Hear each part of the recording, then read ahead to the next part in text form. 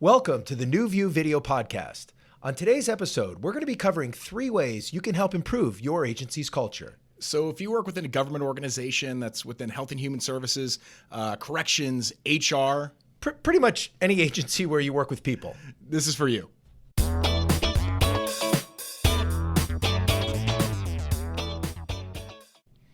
Something that's really important for agencies to do in terms of improving their culture is to move away from blame. Yeah. And to get started on that, what do we mean by blame? Yeah, I really always like clearing this up when we talk to people about blame. It gets confusing. Well, so often we think that blame is somebody gets punished, somebody gets fired, removed from their position, reprimanded, whatever term you want to use for that. Yeah. Not necessarily what we mean here. And especially with the way that we will kind of operate with kind of supporting organizations, what we mean is that when we talk about blame, we're isolating causation to one component of an organization. That's right. We're taking a person, we're taking some kind of aspect of an organization in isolation and saying, well, this is a sole reason something went wrong. And certainly when we look at this across the board and how this plays out, especially when you have something go terribly wrong within an organization, it's most likely going to end up being a person. Yeah, and that's the other piece of this. So I think the 2 pieces that are really important is that when we blame, we're only focusing on one aspect and we're sort of missing all that complexity behind it. The other piece of this is we conflate blame and accountability. You hear people say, people must be held accountable, and what they we're going to hold somebody accountable for this. Yeah, what they mean by that is sort of like punishment, and those things are really separate. Yeah, well, because if you think about it, how accountable are you actually being if you're saying, well, all we're going to focus on is a person and say that they're wrong, right? Because I would say that there's 2 main things that jump out to me when we think about, okay, how is this a problem within our organization? What's the reasoning why we want to move away from it? The first is it's not really all that helpful. When we think about something going wrong, your job and what your approach is typically after that as well, let's figure out what happened and let's see how we can stop it from happening again in the future, or at the very least, how can we learn from this? That's accountability. Right, yeah, that's true accountability. It takes time. It certainly takes quite a bit of effort and certainly resource allocation as well here. But if all of our attention just goes on to a person, well, there's a whole bunch of questions that we're not asking about our organization. There's a whole lot that we're not learning. There's a whole bunch that we're ultimately not going to try and improve or build on within our organization as well. Yeah, well, so it makes me think of a concept we've talked about in clips we've done before in trainings. Sure. is and you always talk about it as sort of that WILFI-WIF, that acronym of what you look for is what you find. And if we're looking to see if somebody didn't do something, the back end is sort of that WIFI-WIF, what you find is what you fix. Yeah, it's such a practically important term to get people to hold on to because it really does guide a lot of what we do. Something goes wrong, we think it's a person or we operate that way.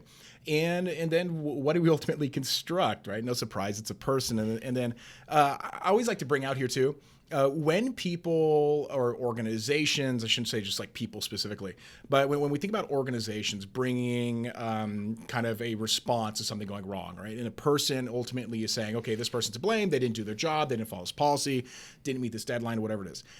They're not coming from a place of, I want to be mean to my employees, Sure. right? They're not coming from a place of, how can I not make things better and how can I make people feel worse about this? It's really an approach that people think fixes things, right? And so this is why it's important to have a paradigm shift to say, okay, well, we know that this is a typical response and it's time to move away from it. Yeah, well, we see it evidenced in performance improvement plans. Pick up any performance improvement plan just about in any industry, and what you'll see is you'll kind of see the same things. Like we reprimanded the person, or we sent out the policy again. We retrained people, so you could see that singular focus. Right, we're going to ask you to document the same piece of information in a new place. Right. And we'll get to that, though, in quick fixes. Well, let's not jump ahead, though. Yeah. Let me bring us back to kind of one of the earlier points, right? So we started off saying, okay, well, how come it's important for organizations to move away from this? We talked about the first piece, which is, well, it's not really going to help you do much as an organization. It's not really practically useful for you. The other piece is it's really harmful to the culture of the organization as well. Essentially, when you say, let's say we have that high profile event, there's some type of maybe publicity around that event as well, and you have staff, peers seeing one of the workers being hung out to dry, maybe unfairly being pointed out as being the problem or the cause of something going wrong. That doesn't feel very fair at all. especially maybe when they're being punished for decisions that that everybody makes on a daily basis. And it's not because you just want to break the rules and you want to be a bad employee or you're morally corrupt. You get the job done. Yeah. Exactly. That is the biggest point to make. This is how you get the job done. Right? We don't work in perfect systems. We have incredible timelines. We have staffing shortages. We have resource constraints. We have demands, pressures all over the organization that can influence people's priorities. Yep. Right? People have to adapt. People have to kind of restructure the workplace around them in order to get the job done, and we have to give credit to that. Yeah. So let's give an example. One that we give a lot. It's I'll set it up. I'll tee you up. It's the Hawaii Emergency Management Agency, where they sent out, one of the workers was supposed to send out a message of, hey, this is a drill. And they do different various drills. They do for tsunamis. They do for landslides, closures to the road to Hana. They do them for missile attacks as well. This particular one happened to be a missile attack. We actually had people in trainings that were there in Hawaii when this went out. It was very traumatizing. So what happened? Yeah, so this message that goes out to the state of Hawaii was supposed to be a drill. What went out was, this is not a drill. There are missiles coming to Hawaii. Take shelter. And you have this incredibly traumatic event. You have people putting their children down sewers, calling loved ones, thinking it's going to be their last day. And what did they do to be accountable? Right. What you see is that the person who sends out that message is the one who is going to be the symbol of change. Right? They're removed from their position, and it's, we've fixed everything here. But what's interesting, though, and certainly there's inevitable simplifications we bring to this, but the dashboard that was used by the worker to send out this message. The interface where they click. I saw this making its rounds on the internet with a lot of comments from kind of the safety science community, where what was surprising to them wasn't that this actually happened. What was surprising is that this didn't happen before. Because ultimately, when you see, let's say, subtle flaws within the design of a computer interface like that, what we're going to see is there's going to be higher likelihood that you might choose the wrong selection. And by removing somebody out of that situation, then putting somebody back in, you're pretty much asking for seeing it happen again in the future. And didn't that happen again? It did. It did. Yeah. 2 years later, you have a tsunami warning that's sent out, and it was supposed to be a drill. Yeah. So that's really like blame. Blame is, is this person's fault? We remove them from the system or transfer them, and then it happened again. That accountability is ensuring that it decreasing the likelihood significantly that would happen again. Well, yeah. And that's harder. Well, yeah, and coming up with a more complex story to say, well, how did this actually happen? If we stop all our learning and just a person was a problem, that's not very accountable at all. Okay. Yeah, agreed. So let's, as we wrap up sort of this piece about, moving away from blame, what should agencies do to move from blame to what we're saying accountability here? I think first that's important is to say that this isn't easy. Yeah. This isn't something where you snap your fingers or you wake up one day and you just want to do better. It's tough because I always want to do better. I mean, who wouldn't? When we think about organizations, especially when we think about government organizations serving vulnerable populations or just serving the public, something goes wrong. You have you have stakeholders, you have elected officials who are calling and asking you, what are you going to do? What are you going to do to resolve this issue? And of course, you want to come up with answers and you want to be proactive. And so I would say what's most important for organizations is to move away from blame being your default position or your default approach, right? Exactly. Before you go to that place of saying the person was the problem, or just looking for what did we not do that we were supposed to, and then ending the story there, that you take more time to get better information. Start getting explanation to what happened. Understand more before you start trying to fix. That's huge, because the more we learn, the more we understand about what happened, it changes what we want to address. It does. Just go ahead, finish that point. Then I was going to add something, and then we'll wrap it up. I was just going to say that and this goes back to, you brought the term Wilfy Whiff earlier. Right? When we start changing what we're bringing up or what we're constructing as being, let's say, what needs to change within our organizations, it ultimately changes what we do go out and try to address. So the more time we take, the more better information we get about the context of work, the more likely we're going to be addressing that than just trying to remove people. Yeah, yeah, absolutely. So the other thing I was going to say is this doesn't mean nobody ever gets in trouble. There are behaviors people that can engage in that go outside of, I don't know, what's legal. So it's really not about trying to say, okay, no, everybody's held harmless for everything and all behaviors. So there are times that people can engage in behaviors that go outside of what is normal, acceptable, again, as I said, even legal. So what this is about, and in fact, we would tell leaders, we're not really going to weigh in on whether somebody should or shouldn't be disciplined or fired. What we would say is when you take this approach, and I think this is really key as well. We've had a few keys here. I think this is really key. When you take that approach, you get better information upon which, if those decisions have to be made, can be made. Yeah. I mean, that's crucial, right? You want better information to determine what do I do next, and certainly if that includes decisions you make around an individual as well. Another approach for agencies when trying to improve their culture is to move away from what is termed quick fixes, or what you and I would call quick fixes. So kicking it to you, tell us about quick fixes. Yeah, so when we talk about quick fixes, something that we're all going to be familiar with, something that we can relate to and probably have experienced some point in our I would say professional careers, but also in our personal lives as well. Sure. And essentially what we're doing is we're kind of adding on these Band-Aids onto much more complex problems, where you see these trends. Something goes wrong, something bad happens within your organization, down to, I like to bring up, down to somebody not meeting metrics or following kind of policy to get certain outcomes that are expected of them. And we say, okay, the reason something went wrong is just somebody didn't do their job. And then what does that call for? A more simplified way to try and address it. And what we see is more policy. We see subsections of policy comes with more procedures. We see more training, forms, memos, retraining. Yeah, we have improvement plans. I mean, it goes down to, okay, well, we're just going to have a talk with you, and we're going to tell you to try harder and start following the rules or start following policy, whatever it can be. And so I think it's always good to bring it back. We're not saying that policy's bad, training's bad. We train people all the time. We talk about checklists sometimes too. Like, checklists aren't bad, but sometimes you can have 50 checklists and they start to lose their meaning. Yeah, I think there's a component of this, which is we too often put the fixes into place before we actually know what happened, right? Because we have a simplified version of what happened, so then we have a simplified fix to try and address it, right? That's big. But what ultimately happens is we end up layering into our system, right? We put in all these different new procedures, we put in more oversight, we put in new expectations for staff, and not only are we not addressing the real problem, we're actually making the system that people operate in more complex. We're, in a way, increasing workload, maybe even increasing likelihood that something goes wrong in the future. All well-intentioned, but it brings us to a place where it's not being supportive or not reaching intended outcomes. Yeah, and I think that's a really good point. So these things that we're labeling quick fixes, whether it's more policy or more forms, more rules,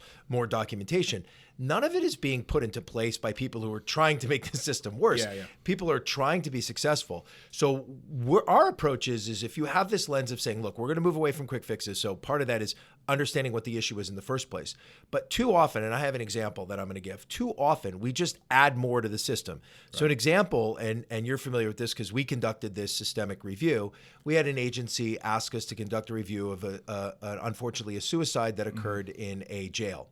And what was interesting, one of the things that surfaced was that the workers, the corrections officers on third shift, weren't doing the 30-minute cell checks. Right, which isn't something all too uncommon for many different corrections facilities across the country. When we think about across the world, fair enough. Yeah. When we think about meeting those checks and time intervals, it's something that's difficult for many agencies. Yeah, and none of this is value judging that 30-minute cell checks are good or bad. But in this particular case, they saw that they weren't done, so you immediately can see the quick fix right there is cell checks every 15 minutes. Yeah. Well, they were having difficulty doing them every 30 minutes, and all we did was just add every 15 minutes. Yeah, and this isn't even just a good example we're kind of making up. These are things that actually happen, and we've seen happen before. It's like, okay, there was really good people in this agency that we conducted this review for, well-meaning, 100%. Thoughtful people. So again, this isn't about really trying to indict people for doing quick fixes. This is more of, so what do we do instead? So no, practically, how do we move away from quick fixes? I think it all goes back to, how do we learn better? How do we better understand how operations are taking place, right? We're an organization, something's gone wrong, or we're not reaching outcomes we want, and we're now tasked with saying, okay, well, what do we do from here? Right. Well, the first thing we need to do is put the effort into saying, okay, well, let's understand how come people aren't actually doing the work. Let's understand how come people aren't actually able to do these checks. Or they're doing work a certain way, and we expect it either by policy or practice to do it a different way. Yeah, because here's what happens. Something goes wrong, and before we know what happened, right, we talked about this earlier, you're going in and putting fixes. And so when you're putting those fixes into place, you're making assumptions about what the problem is. And so the practical approach here is start figuring out what actually happened. Slow down. Right? What's behind the work? How come people aren't able to achieve the outcomes that not only you expect for them, but they expect for themselves as well? And when we get better information, that is going to change what we try and address. It's going to change how we allocate or prioritize fixes within our organizations. Right? Because when all of a sudden the problem isn't just a person, well, guess what? We start fixing things other than a person. Another approach for agencies when looking to improve their culture is really moving away from seeing their people as a problem and really seeing them as a solution. So when we say that, what do we mean? Well, it reflects how organizations sometimes can approach or maybe think about how their organizations function when things go wrong. I think a lot of times the way that we can respond as an organization when you have something, some high-profile event happening, let's say for an example, is we almost operate with this view that we have these perfectly functioning systems and we just have people who are kind of these sole components of it that screw things up.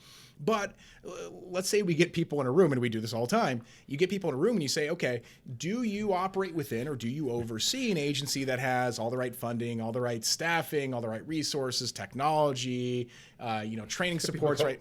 As a simple example, I mean, the answer is absolutely they do. Right. No, of course not. They don't. And so it's interesting that, okay, our response then is we're going to look at the person. What we need to put more focus on is people are the reason why our systems work at all. Over time, what we see is we layer in checklists, we layer in more policies, more Like bumper more pads, training, if you will. yeah, more oversight into our systems. Inevitably, what we do is we keep on stacking up the expectations of staff, and this certainly has a kind of a taxing effect on people's ability to be successful. And so the way that our organizations work, the way people meet deadlines, they meet certain metrics up to a certain amount of quality as well. They create workarounds. They say, okay, well, here's how I can prioritize my work. Here's maybe how I can save time getting this job done. Maybe this is a strategy I've learned over my time working in this position. All of which maybe go outside of policy or expected practice, but have allowed people to get the job done for a long period of time. So it's people adapting who allow our systems, our complex systems, to actually work. Well, there's some pretty good research on that. So if you look at historically, you could look at, say, okay, well, what type of behaviors do we see when we have injuries and accidents in industrial settings? And you'll see these procedural adaptations, workarounds, shortcuts. Yeah, you could even use like a category of like just human error, right? Sometimes it's just like, all right, here's a big category. Sure, of human error. But what kind of behaviors, Noel, do we see when we have good outcomes? Well, it's the exact same stuff. I mean, you see people doing the exact same things. It's because it's what allows people to be successful. That's exactly right. You will find the exact same shortcuts, procedural adaptations, workarounds when people are successful. It's how work is done. So we take that. So give us an example. So let's say an example would be, okay, we have staff who are working in a hospital. Right. And we want to make sure that somebody doesn't make an error in decision, right? Whatever error means in this category. So we start adding in more checklists. We start adding in more things that need to be signed off by a peer or a member of a surgical team. And so what we do is we continuously layer these procedures in the system where people feel like now it's being a time drain. Now it's actually affecting their ability to go in and actually get the job done. And so maybe you experience people who maybe abandon using them at all, people who don't participate, or maybe you're kind of moving through it with not necessarily a whole lot of attention or thoroughness. It's mainly because you're just kind of moving past it, treating it as a step to get to the real work that you need to do. Sure, for sure. So practically then, and we always want to have a practical piece to this, how do agencies, do this? How do they start seeing people less as a problem to control and more as a solution to harness?